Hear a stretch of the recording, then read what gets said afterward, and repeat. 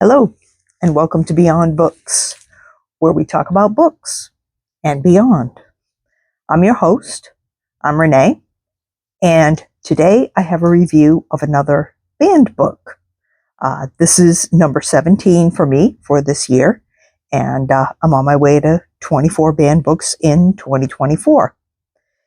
So now, what's happened here is that recently, Florida has had an extensive ban of Stephen King books. So, according to Newsweek, who did a pretty good article about it, they said that 57 of his books are banned from school libraries.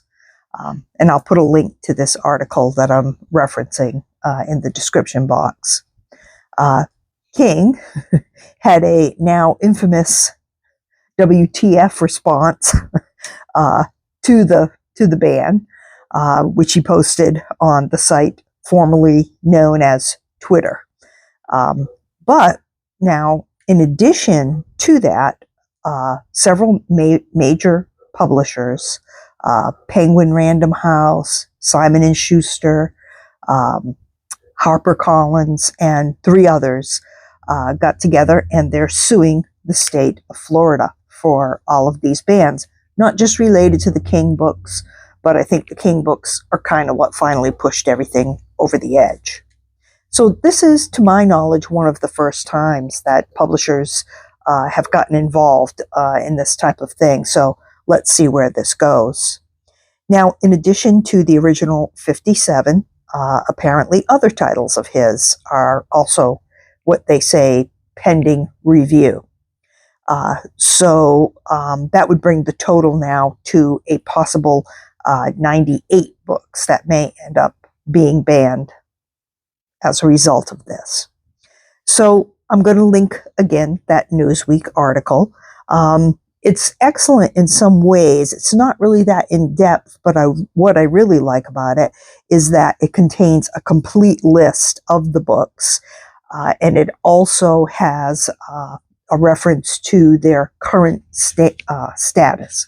So are they pending review? Are they actually banned and removed? Or where are we in the process? So that's kind of helpful to know that. So now, the book that I'm going to discuss is banned and also has been removed from the Clay County schools in Florida, from their school libraries. So this is called The Girl Who Loved Tom Gordon, and it was published in 1999.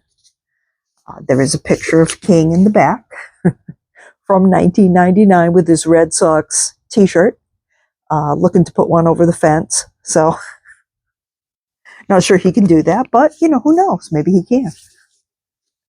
But anyway, in the article, there are some quotes from the various counties as to why they banned King's books. But Clay County does not have a quote in the article, either before or after their list.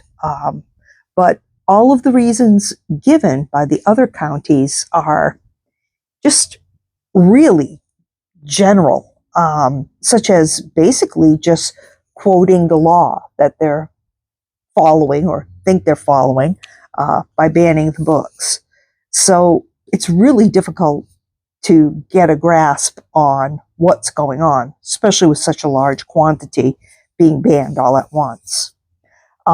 So let's talk about this book in particular. The basic story is about a young girl. She's 9 years old. And she becomes lost in the woods in Maine. Now, this little girl happens to really like a baseball player named Tom Gordon, who is a relief pitcher for the Boston Red Sox. Now, he was an actual player in the 90s and was quite accomplished. He made quite a few saves for the Red Sox that year. And for this young girl in the story, her name is Tricia McFarland. Baseball has a certain kind of meaning in her life in a way, because it's kind of like a comfort thing for her, because she watches the games with her dad. So she and her dad kind of bond through the sport of baseball. In particular, she likes, as I say, Tom Gordon. He's having quite a great season, for one thing. But she also likes his sense of calm that he brings to situations.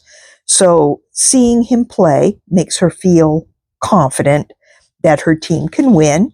But also, it, as I say, brings her some comfort while she's lost in the woods to think of Tom Gordon, to picture his mannerisms and his sense of calm. So he becomes a very important figure for her in her imagination as the woods get scarier and scarier for her. And as she becomes hungrier and thirstier, and a part of her knows that she needs to soon be saved, just like Tom Gordon saves the game. So he becomes a symbol for that in her mind. So now it's King, right? So the story has to be a little scarier and a little creepier than just what I just told you. And it is, because there's also someone or something kind of stalking this little girl in the woods. She sees different signs. Even still, would I call this a horror story? No, not really. More of an adventure story, or even a survival story. That'd maybe be as far as I would go, and maybe say somewhat borderlines on a good versus evil type of story. So is it a sexual story? No, not at all. She doesn't even really have what I would call a crush on Tom Gordon. She just likes him. It's in an innocent 9-year-old way. He's bringing her team to the top of the American League, and he's famous. She likes him. And so really, that's all. So I really do not know why the book is banned. Now, here's what I do know. I do know that Stephen King is sometimes very vocal with his politics and his political views. His politics definitely run counter to that of the governor of Florida currently. And that governor has taken on companies previously along political lines. So without much else to go on here, and with so many of King's books being banned all at once, I don't know, maybe I'm on to something. What do you think? One thing I will say, now we have tons of new titles to read as part of the banned book project. And I'll probably get to another King before the end of the year. So I guess that's good if you want to call it that. It is a positive thing in that sense. But it really does make me wonder about this ban. Also, the lawsuit with the publishers now, again, is very interesting. So I'd really like to follow along with that and kind of see how that develops. So hopefully we'll have a chance to talk about that again. So now the book itself is quite good, actually. I enjoyed it a lot. Even if you don't really like King, you actually might like this one. It's well written, the characters are relatable, and it's a quick read. I call it kind of the best Stephen King book that you've never heard of. So I don't know if it's the best one, and I don't know if it's one that you've never heard of, but yeah, that kind of makes sense because I had never heard of it previously. But now, if you're waiting for, some really outrageous horror, this isn't it. Creepy, yes. And that's probably about, the best it will do in that department. And now I I will also say, I mean, if you're wanting to read something with sexual content, this also isn't it. So, again, we don't know why. Anyway, that's my banned book review for today. I thank you very much for watching.